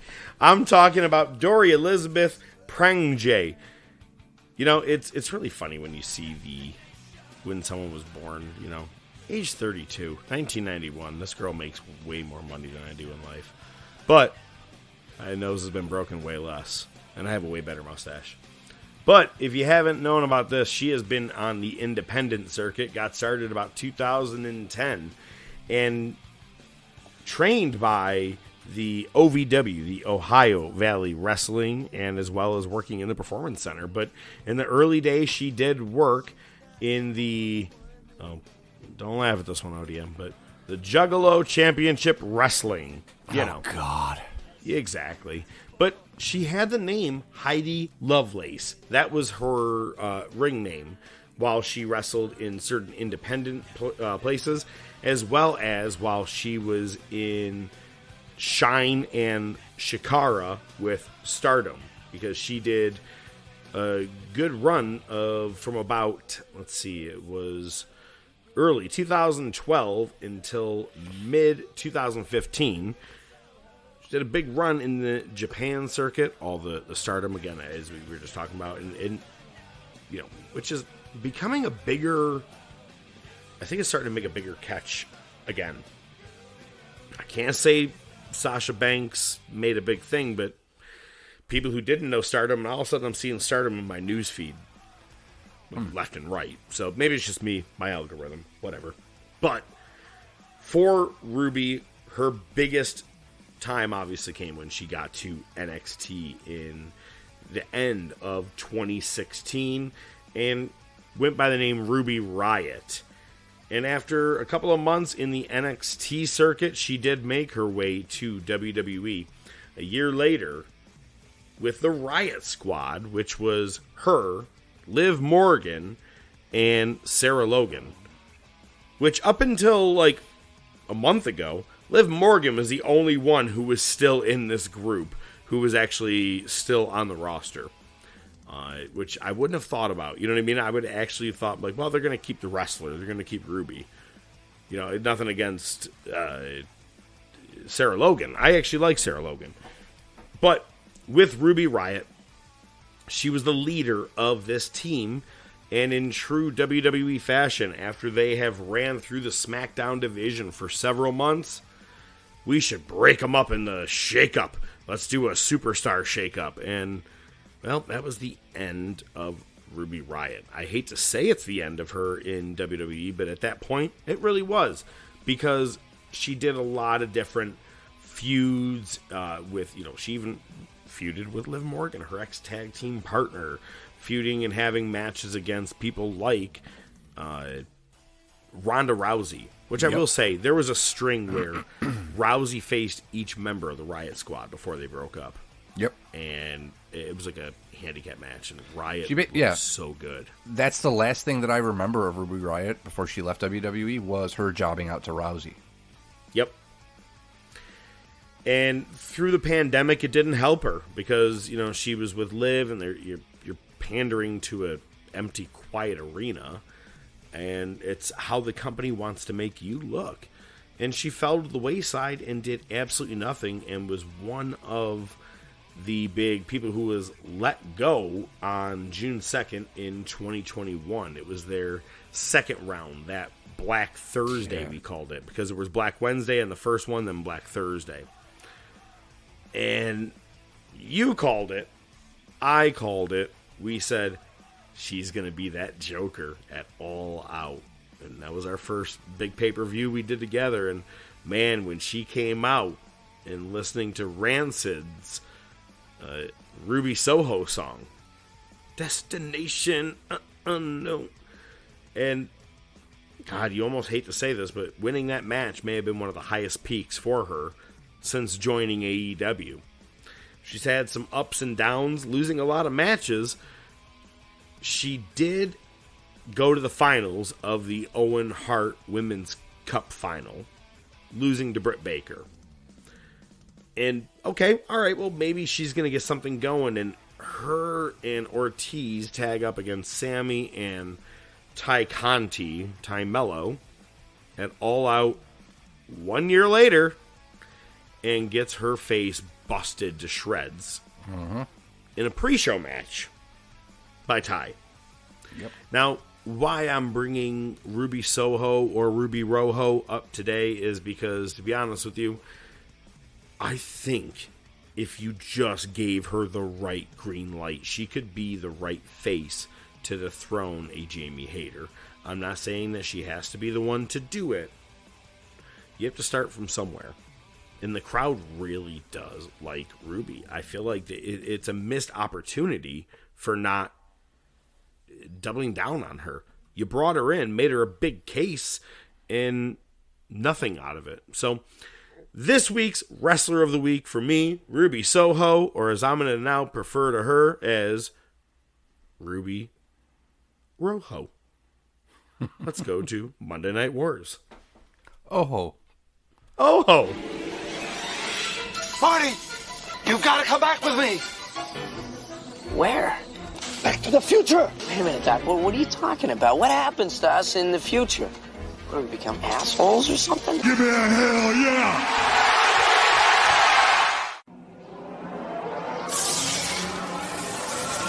You want a war? You're going to get it. Mick Foley is going to win their world title. Has been paid for by the New World Order. Come on, Vince. Step into the ring.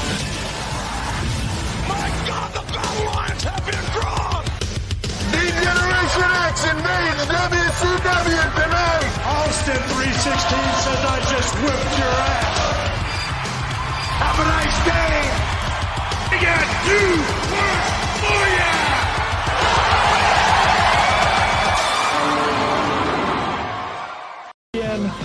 To 11 p.m., we will only use the words ass, damn, hell, and bitch. We will never, however, use the words shit, fuck, goddamn, Jesus Christ, faggot, or any other racial or sexual slurs. Now then, as it pertains to video, we promise there will be less dick references. Oh, shit. Watch your fucking mouth. Well, fuck me. God damn it. Fuck. Anyway, there will be less penis references. Oh, and one last thing. Even though many of you believe that currently the favorite pastime in the Oral Office is swallow the leader, I did not. I repeat, I did not sleep with that young intern. As a matter of fact, I was up all night! Road Dogg and Billy Gunn, wait a minute! Oh my God, don't you dare do that! Good God, there's people in there! There's people in there! What the hell is so great about that? There's people in there! Ted, Terry, Funk, and Mick, they're in there! For the first time in Monday Night Wars history for us, we're talking about a dumpster, and Sonny's not involved. Let's talk about the Wars. What happened? Bam, bam, bam, bam. Whore. We open up Raw with probably one of the biggest DX segments ever. It's the standards and practices. The president of DX symbol flashes up on the screen. 3 of them at the podium, watching Hunter try not to crack up too much. And they just swear a lot. Man, that was, In the Monday Night Wars, we always try to compare to what they tell you. This was what really sent them over the. No, they were kind of already over, but yeah, this was memorable. And this is, spoiler, this is going to be nostalgia time with the Professor. Because. All right, so I didn't watch Nitro on this night in 1998. I did this year. I remember watching Monday Night Raw. And the only reason I couldn't really get to change the channel was because I had to just not make flickers happen. I was just trying to keep everything as is because it was like the third marking period or second marking period. Report cards came out.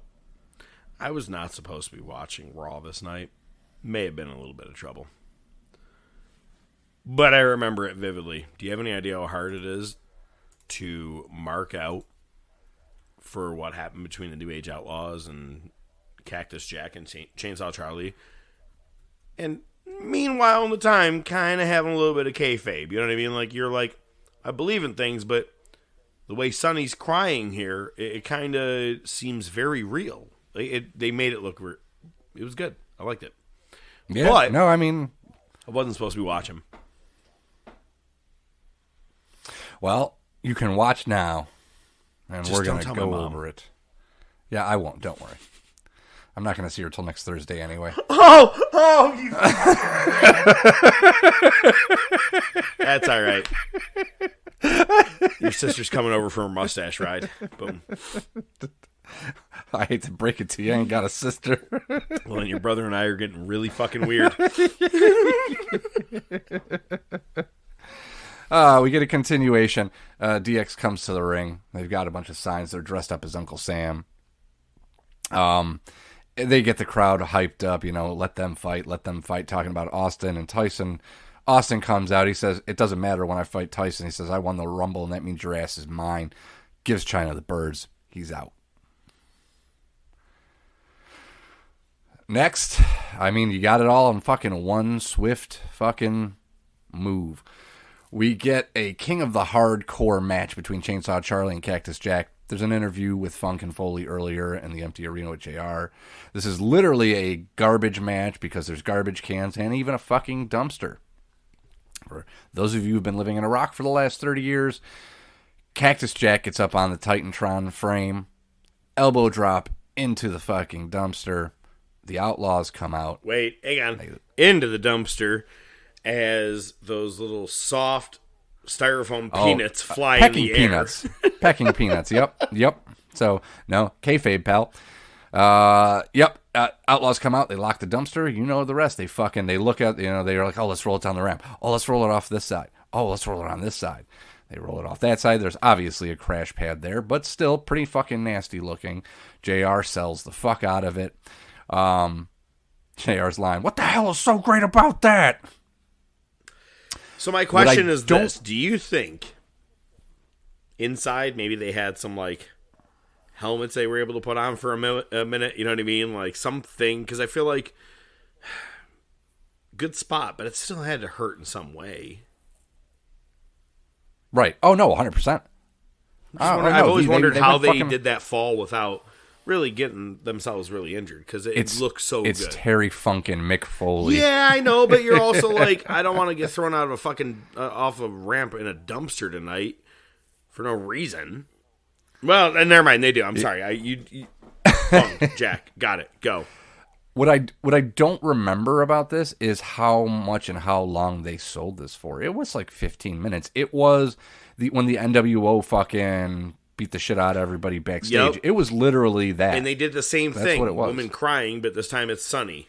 Sunny. Yep. You fucking took the words right out of my fucking mouth. Vince is out there. He scolds the Outlaws. The roster goes after the Outlaws. They do a backstage interview with JR afterwards, remotely. But and then DX comes in, and it's weird. It's like they're running them down, but at the same time, they're telling them, good job. You want to get those ratings. Think about yourself and suck it up. It was just, I don't Sunny remember just all that. kept crying over a dumpster toss. She did. Did you hear she was going to be a police officer recently? Yeah, it's only been a couple of weeks since he fucking graduated from the academy, so she doesn't have the forehead for probably it. the fucking chief of police.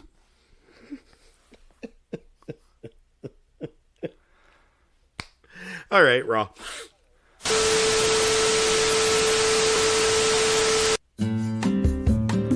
Ladies and gentlemen, we at the Top of Wrestling would like to apologize for the unexpected interruption. We are experiencing technical difficulties and expect to return to our normally scheduled podcast momentarily.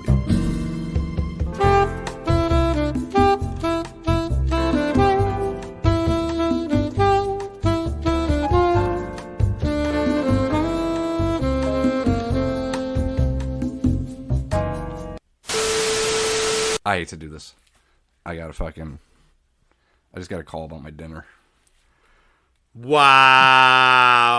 Hey, you should feel fucking proud, man, because just in honor of you, I ordered a meatball sub.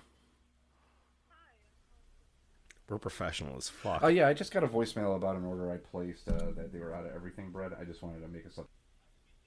Yep. Oh yeah, I actually didn't say that, but that works. Yeah, just make it as small as my penis. All right, thanks a lot. Yeah. Yep. Bye. Eat a dick. Give me my food, bitch. And we're off. We're in the fucking war zone.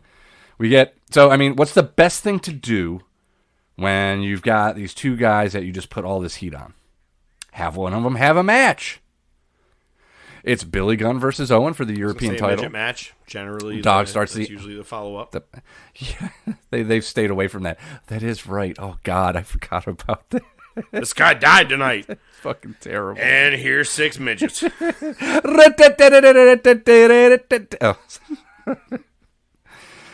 Owen jump starts it. He's pissed off. He locks in the sharpshooter. Dog goes to break it up. It's a DQ. DX comes to the ring. They just beat the shit out of him. DX is egging on the Outlaws to fucking throw Owen to the floor from the ramp. Again, man, when you look back at it, yeah, kind of creepy. They get stopped by the officials and Stooges. They missed their cue because they started to do it. They did like the 1, 2. They stopped. They put him down. They did it again. Mm-hmm. Everybody came out and stopped them. We got Michael Cole updates us from he's on the phone calling from the hospital where Mick Foley and the other guy. You blank man and you talk about a brain guy. fart. I can't. Hey man, I'm thinking about subs, man. I'm hungry. Yeah. Michael Cole calls just to say there's no updates because that's a good use of a fucking phone call. Next, you get the Headbangers versus Mark Mero and his mystery partner. Mero makes Sable wear the robe and disrobe him, and somebody throws candies into the ring. He tosses them. She gets them. She goes to the back, and he says, Mark Mero's mystery opponent is one of the beautiful people. They're beautiful people. It's Marilyn. Mm-hmm. Jesus fucking Christ, Goldust has been on a tear this last couple months. He's dressed as fucking Dollar Store Marilyn Manson with Mero badly singing beautiful people. And Mero wins with a low blow and a roll-up. Solid match. Anyway, Team NWA cuts a promo on Bradshaw, and Wyndham calls Bradshaw Yosemite Sam. Oh, kind of looks like you, yeah. Looks like somebody we know. Ming with the mustache. It's a hoof. The paw. Oh, you know what it is? You just got done watching Super Mario Brothers. That must have been Why it. are you fucking with me and my mustache? Yo, I'll put another fucking text in and make your meatball sub delayed that much more. Where's that motherfucking Wednesday? It's not a problem. Fucking forget about it. Go. Let's go. Oh, Jesus. Speaking of other things I'd like to give the old Ba Fungul to is Tiger Ali Singh promo. Compares himself to the Asian Stallone or Schwarzenegger. We'll blow past that. Next, you get Farouk with the Nation versus Chains with DOA, Ahmed, and Shamrock. Fucking when Ahmed and Shamrock come walking down the aisle, it's like, is this a woman's calendar shoot or something? Like, which one of them's going to be February? Me. Cole's on the phone again. Vince is at the hospital. Funk has regained consciousness, but Foley. Am I being sued? I need to know. Not yet. Kama fucks something up. He argues with Farouk. Farouk just walks out because he gets counted out. I am the ghost of future in about 20 years, 25 years, an intern's going to be really upset with you. So is a paralegal. Hey, either way, he's still in the company. Next we get Barry Windham and Jeff Jarrett versus Bradshaw and Flash Funk because wrestling. Cornette uses the racket on Bradshaw, but he no-sells it. Cornette takes a bump. Team NWA just jumps Bradshaw. Cool spot they got.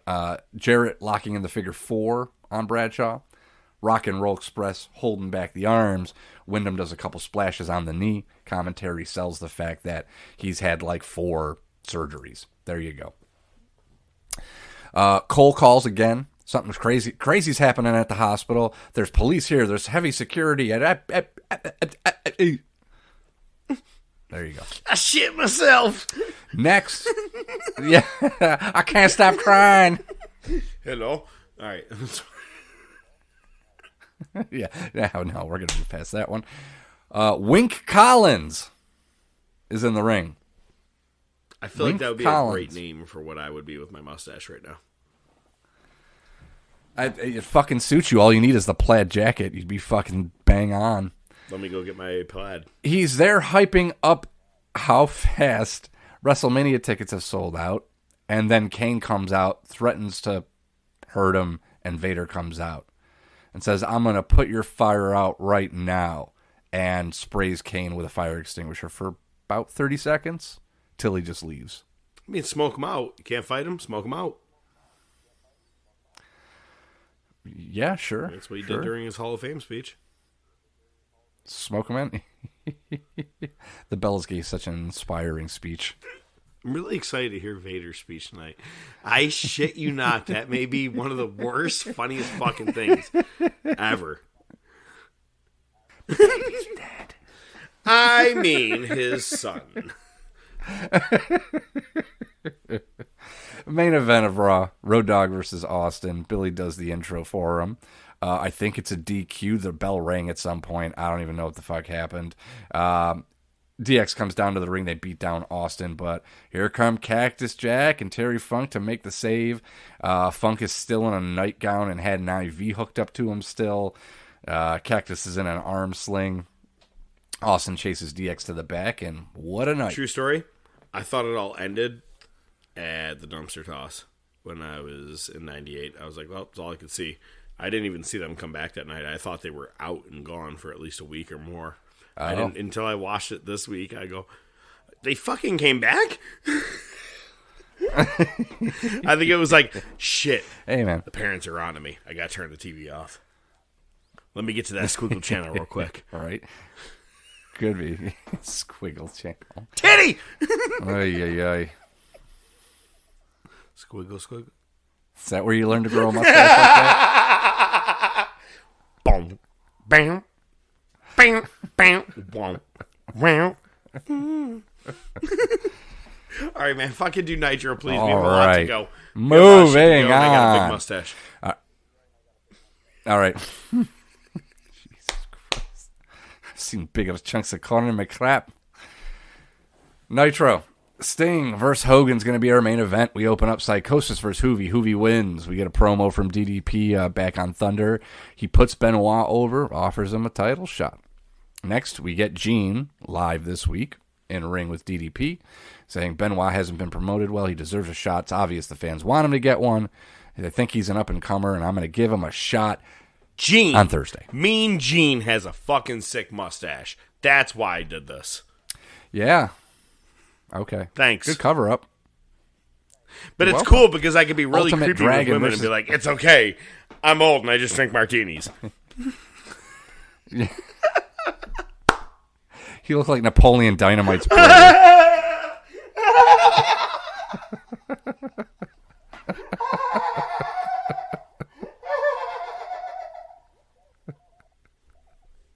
Detective Sipowicz called. He wants his mustache You're so back. mad What? because I've been talking to hot babes online all day.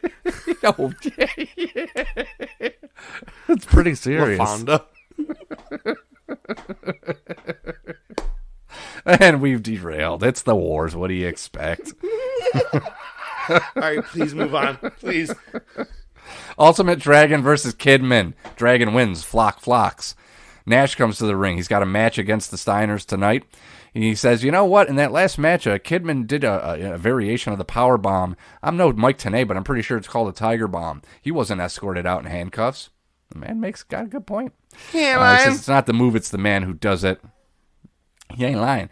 WCW thought the Giant was a trump card and put me on my back. I put him on a skull. Go ahead and find me.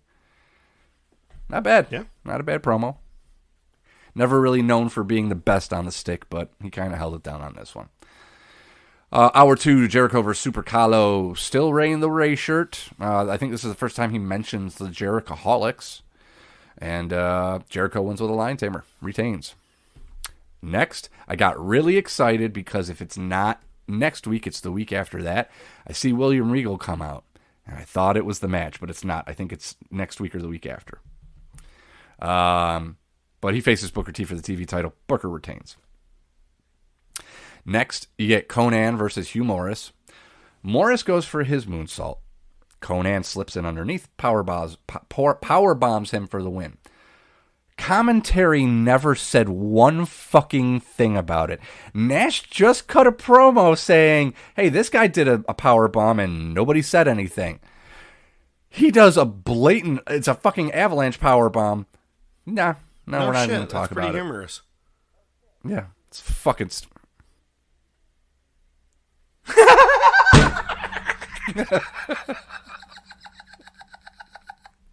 I think I might have just knocked my mic loose. Yo, watching the frustration from your face to you punching the table, maybe my favorite part of the season so far. Oh shit! I will say, I don't think this is gonna make it, it didn't make it in the cut. But part of our discussion this past week is at the Royal Rumble, and so it came out the whole. Look at I can't speak Japanese fluently. You can't fucking do it accidentally.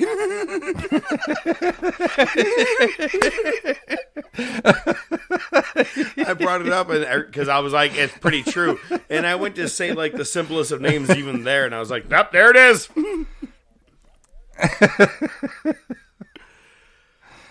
Oh god. Yeah, we're off the rails. Scott Hall comes out, does a promo. I saw a sign that said, Ray Traylor lives in a trailer. Okay. Haha, this will be a good one.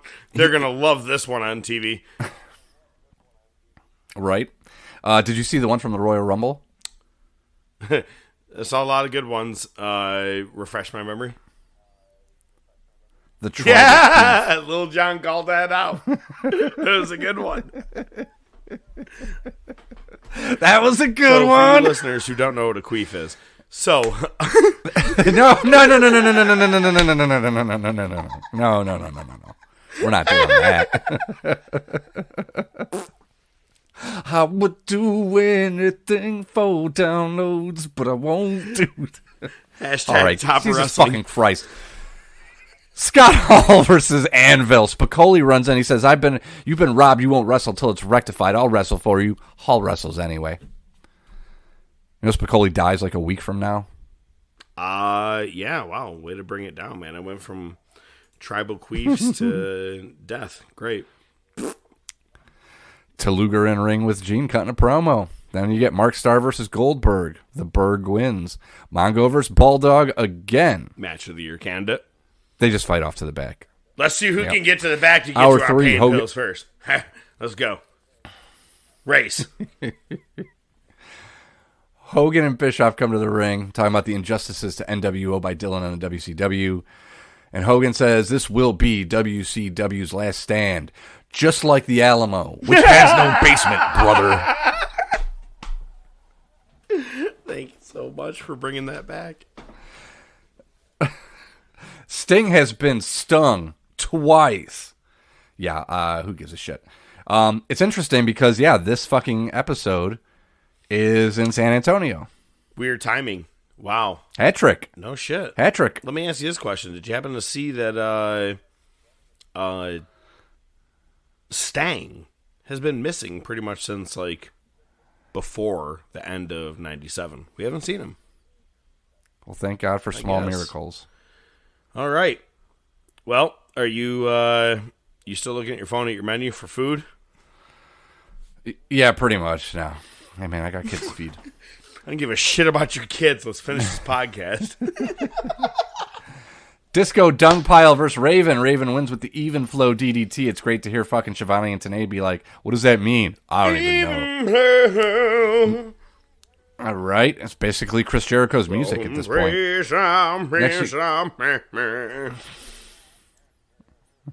Pretty close. Nash is tagging with Buff tonight against the Steiners. It's the same fucking thing. Scott's in for the whole time. Frankensteiner for the win. Nash is egging them on as Rick and DiBiase are yelling at Scott like, what the fuck is wrong with you? Main event, Sting versus Macho. Sting repels into the crowd. 5 minutes left by the time the fucking bell rings to start the match. Macho pulls off the pad. Sting hits a fucking stinger splash on that exposed buckle. Macho hits the elbow. And at 2, Hogan goes in and pulls Macho off, slaps him. Then Luger comes in, pulls Macho out, starts beating the shit out of him. The NWO tries to make the save. Hogan powder. See you on Thursday. How's that for speed Monday Night Wars? Something we need to speed through, but at the same point, it's cut, copy, paste each week. Yeah, it's the ending each week is what's our schmoz ending that makes them want to come back next week. That's all it is. You have to have a plan. You have to know what you're doing. You have to have an evolution of your road to your next show. Ooh. Sound like you just queefed. It was the chair.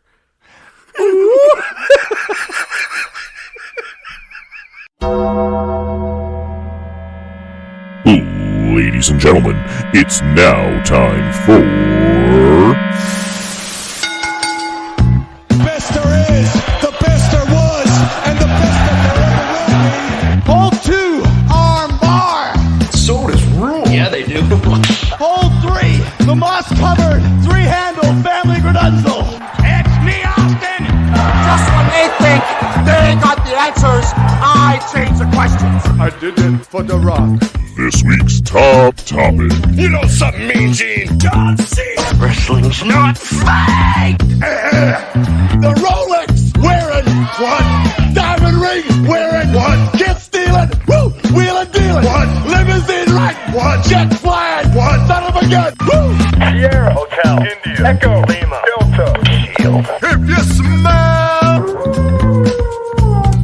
The following ranking order and final decisions are a completely bias-based order, based off The Professor and ODM made it. And as always, they like to let you know they have not worked in the business, but have been lifelong invested fans much like you, our listeners. With not only their opinions involved, but with countless amount of hours of research done each week, they make sure to provide proper facts and history to back it up. However, they do know that your opinion may vary from theirs. If there is anything you want to chat about, bring to their attention. If there is something they missed or forgot, or you just want to let them know they are out of their freaking minds, feel free to shoot them a message on Facebook or Twitter, or email them at thetopofwrestling@gmail.com. As always, they do appreciate all feedback and continued support. At the end of the day, they want to make sure that you do see the best of the best before you die.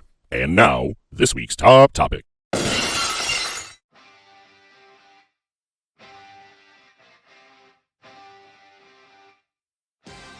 Ladies and gentlemen, my guest right here joining me next to me is ODM.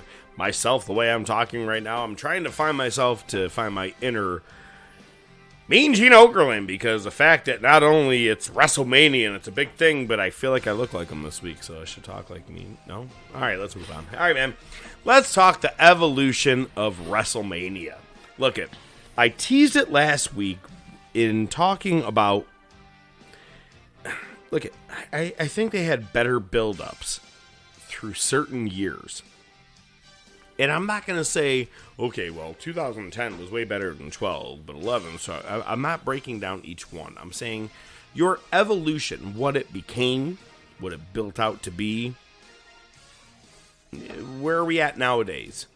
And so let's get to the very beginning, all right? We got 1 through 38. So we're going to talk about each match, each moment, everything that happened. You ready, ODM?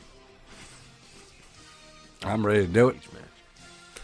1 through 3. All right, WrestleMania 1 through 3. To me, it's your early stages. It was just getting your feet wet and making sure that you had a pay-per-view, because that was the biggest thing at that point. We didn't have any other big shows. We did get your Royal Rumbles and Survivor Series a little bit later in the time, but for the first couple of years, it was just your WrestleMania. Your first year, you were banking really on, other than maybe Andre and Big John Studd with the Body Slam Challenge, you were really just banking on your main attraction, which was Mr. T, your actor, tagging with Hulk Hogan against Orndorff and Piper. And for the first 3 WrestleManias, to me, everything was about mainly either one match or your 3 championships. 2 and 3, I think, were more about that. 2 was just a weird clusterfuck. They're like, we did one city, let's do 18 cities in one night. Here we go. Yeah, that didn't work out well. It's funny. Nowadays would be your time to do it, and they don't. You tried it in 1986, and it was a sham. But again, when I say your 3 title matches, you got your tag, your Intercontinental, and your WWF title. Most of those build-ups towards WrestleMania began about December, January, somewhere in there. But WrestleMania 4 through 8, you started to see a theme, and that was working backwards. Now, somehow after WrestleMania 3, after Hogan defeated Andre, Savage dropping his IC title to Steamboat, one of the most over-heel guys. How could we get the title on him? Well, he can't beat Hogan. No one could do that. So they had to do this whole weird double ref turn into a tournament for WrestleMania 4. But what that does is they're working backwards. The next year, it was Hogan getting the title back. The next year, it was building a new guy in Ultimate Warrior. Or throughout the year, building a heel in Sergeant Slaughter for 7 and Hogan to regain it for America. So each year was beginning with a, let's see, who is our next big guy next year, or who are we looking to push the most? And we'll work backwards. And this is not me guessing this. This is Jim Ross. This is one of his biggest tell-alls, is that was how they did it. They wanted to work backwards, which I think was a great idea. Did it work every time? No, not necessarily. But it was WrestleMania 9 that we introduced the very first time ever that it was the person who wins your Royal Rumble will now main event WrestleMania and challenge for the WWF title. Big thing, because your first couple of years, well, all right, let me back that up. Your first year, I think you hit it out of the park. Yokozuna. Holy shit. Now we have a whole couple of months to think about how this big-ass dude is going to hopefully lose to Bret, because we don't want Bret to lose, right? He's a good guy. And they found the way to fuck that up by WrestleMania 10. They're like, well, we're going to have 2 guys win with Luger and Hart. We don't know who we want this year. And then WrestleMania 11, same thing. You have Michaels winning back-to-back, 95, 96. 95, I think, was an experiment. I think they were like, let's see if we can get something with this guy. And, to go back to clout from earlier today with our, winnings. But how much clout is Michaels going to gain out of being the loser at WrestleMania 11? So much to the point that he won the world title the following year after winning the Royal Rumble. He won the WrestleMania main event against Bret Hart. I couldn't have been happier with their direction and how they were doing this. You have, after this, well, we covered it last year. Okay, 97 was kind of a little bit of a clusterfuck because Shawn lost his smile, Vader lost an eye, Undertaker won the title, Psycho Sid, Bret Hart, yada, yada, yada, Taker's your champion. It got weird. The winning the Rumble to going to WrestleMania and winning, the way Yoko did, at least the way kind of Bret Hart did, Shawn did, man, it came back with Austin. It was that we're about to be covering within the next couple of months, and I won't give too much credit on or too much info on this, but It was one of those ones where you're like, as soon as he won the Rumble, you're like, that dude's winning WrestleMania. He's the next push guy. 15 and 16, I think they toyed around because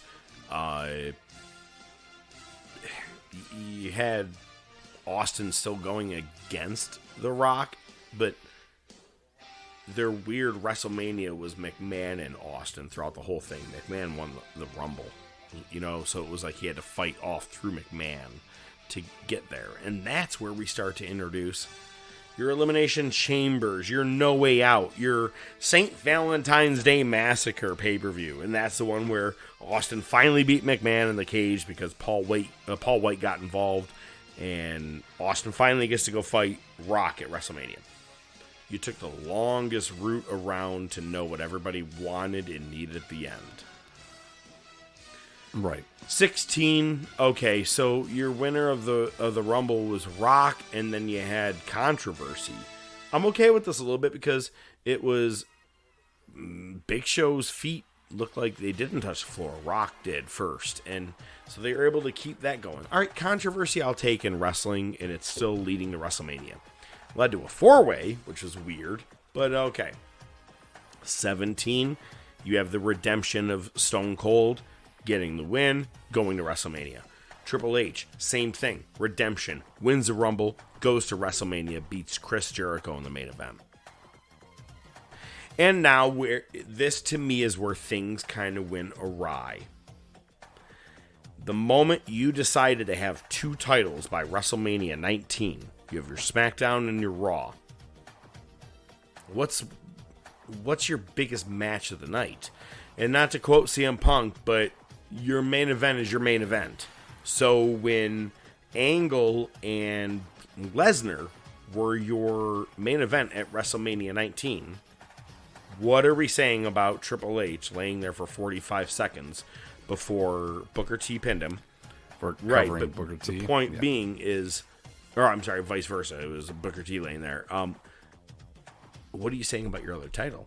And it kind of began the weird evolution that, to me, it was a hard... I think that WrestleMania became not about your one big match and build around it. Now it's how many stars can we build at WrestleMania? Because by WrestleMania 2021, all right, Benoit winning the Rumble, going on winning the championship, that was your big one. From there, you have your Rumble winners, but you also had your marquee matchups. I would argue with anybody that the night of WrestleMania 21, which was John Cena versus JBL and Batista versus Triple H, the match between Shawn Michaels and Kurt Angle, rivals and bettered everybody that entire night. They began to have your marquee matchups. Undertaker versus Orton.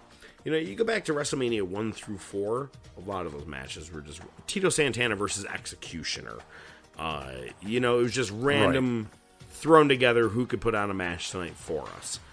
Even Legion of Doom took on Power and Glory, and you're like, fine, but at the same point, meh. They started to make each match a marquee, a showcase, which I'm cool with. I actually was all right with, but your new evolution of WrestleMania, it didn't begin at Royal Rumble. The way they make it seem like, you're punching your ticket to go to WrestleMania. If you can hopefully defend it at No Way Out or Elimination Chamber as well. Kind of got a little quirky. In WrestleMania 21 through 30, I really believe that your 2 world titles and having multiple marquee matchups kind of ruined your big evolution of what is the road to WrestleMania. You could build some matches and it was cool. One of them was in the Rumble, actually same year. Shawn Michaels was eliminated by Kurt Angle, who wasn't in the Rumble match, and it led to your WrestleMania match. Now that I'm down with. But now let's skip to WrestleMania 31 through 35. You get, even through this year right now, we have zero idea what's going to happen at WrestleMania. Minus the year that we knew it was Rock and Cena for a solid year in advance. Yeah. You don't know what a good chunk of your WrestleMania card is, or even 4 matches, we'll say. by mid-February. How?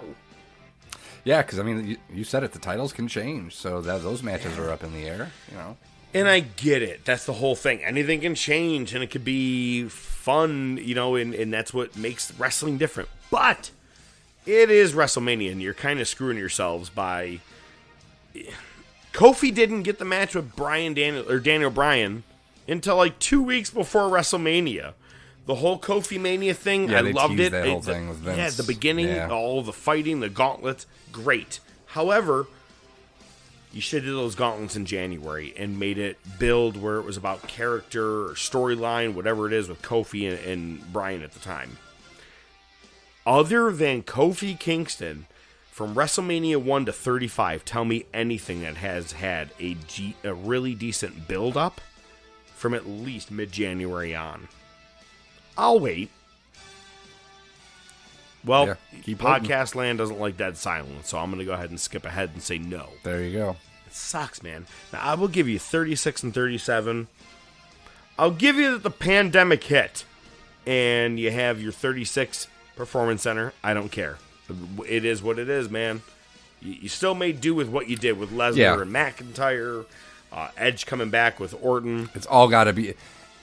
Yeah, it all has to be marquee matchups pretty much because you're handcuffed. The following year, 37, when it started raining on the first night, that was an omen telling you you fucked up. You should have just had one night and should have just hit it on Sunday. I'm not a fan of the 2-night WrestleMania setup, and now we are going on the third straight year that it is 2 nights, and most of these things could be done in one night. Last year, we saw some great matches. Yeah. But I bet you if you took out Rick Boogers breaking his knee in the ring against the Usos, you take out just certain things. I will say, actually, speaking of like things that were said during our watch along during the Rumble, I was like, Becky looks really good. Way better than the David Bowie thing she had going at WrestleMania. But my point is that you could have combined both nights of WrestleMania, made it a 4. If you needed to go 5 hours, fine. But you didn't need 2 nights. And the problem is, I think from 36 to 38, everything could have been done in one night. Especially, oh my God, once the pandemic hit, why did you even bother going 2 nights? That was your perfect chance to opt out and go, we said 2 nights because Wrestle Kingdom and New Japan did it. We're going to go back to one night. Yeah, you could have did it and fixed it right there. Now you're keep doing it. Hey man, make it 8 hours and just do it on Saturday. You know what I think would be great? Start at 8 a.m. Just fuck it, and I'll tune in when I want to and see what I see. Look, to me, the evolution of WrestleMania used to be one of my... I'm sorry, not the evolution. The road to WrestleMania used to be one of my favorite things, man. Royal Rumble, it was like, what am I going to be seeing in March and April? Because guess what? I'm a goddamn Buffalo Bills fan. I have zero reason to be paying attention to anything else right now. Rumble, get me excited. Some years it did. Some years it fell short or fell flat with the Rumble, and you had to wait to watch the Chamber or No Way Out or Fastlane. Vroom. Fastlane. Let's get the fast lane to WrestleMania. Ugh. They've ruined it. Terrible. You ask me if you want to have a straight up excitement heading towards WrestleMania, get people involved the way they used to be, stop with the 2 nights and start really beginning your road to WrestleMania at the Rumble. If that's what you're going to say, it all begins here tonight. But does it? Because right now, Cody and Ripley won, but who's to say on SmackDown she doesn't go, you want to face me for this, Charlotte? Ha ha ha. Because wrestling. Because, Vince wrestling. So I had better hopes for the last couple of years, and I'm hoping that we've had some ups and downs and ebbs and flows when it comes to your evolution and your road to WrestleMania. Hopefully we get to a better road this year. It's off to a very obvious start. Yeah, I mean, Yeah, I mean, what do you got? You got the Roman Zayn thing, or however that's going to play out. That's going to be and something then slash at Cody. WrestleMania. You're going to have Cody involved somewhere. Yeah, exactly. And then I hope Cody plays the Daniel Bryan. I hope they have a 3-way match at WrestleMania. Oh God, it's right. Because wrestling, and a guy kicked a baby in the crowd. I felt like that was the best way to explain wrestling to someone who has never watched it before. I'm like, look, I'm going to explain wrestling to you. Fucking nailed it. The guy kicked an infant baby in the crowd. Because. Yeah. Fucking again, nailed it. If you just watch wrestling isn't wrestling, one of the best things of all time. Just it explains so much. Thanks for listening to us this week. It's been a long one. It's been a good one, and that is what she said. Next week, we are back with a movie of the week. We're also back with a wrestler of the week. We're back with Bring It to the Table. We're back with the Monday Night Wars, and maybe some good stuff happened after Raw, SmackDown, Dynamite. What happened this week? We'll find out, and we'll bring it all to you next week. This is the Top of Wrestling. I am the Professor, Mark Fantasia. I bid you a farewell. He is the ODM. He is the Joe Rizzo. He is the man who gives you 5 words each and every week. You're the busted Tom Selleck.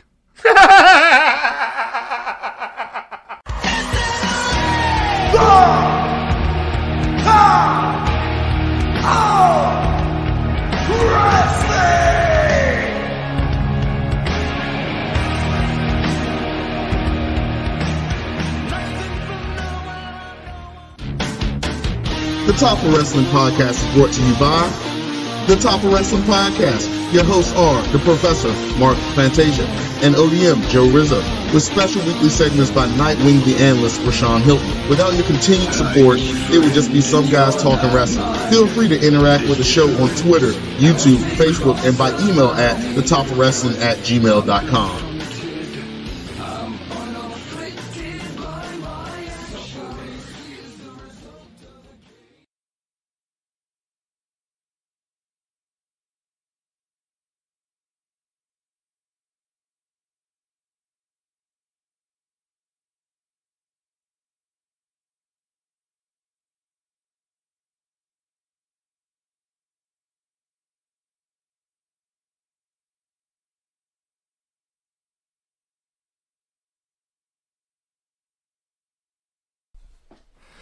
What the fuck is wrong with you, man?